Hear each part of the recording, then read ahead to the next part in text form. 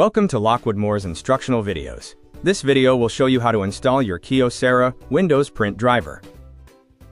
Go to your download folder and locate the Kyocera driver you downloaded. Extract all to the same file. Now watch the green bar.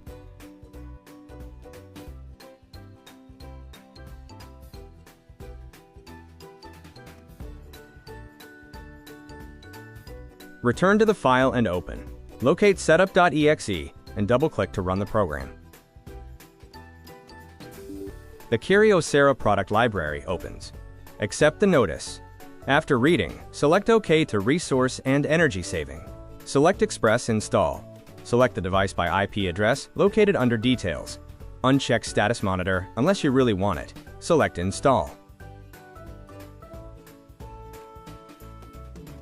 Watch the green bar.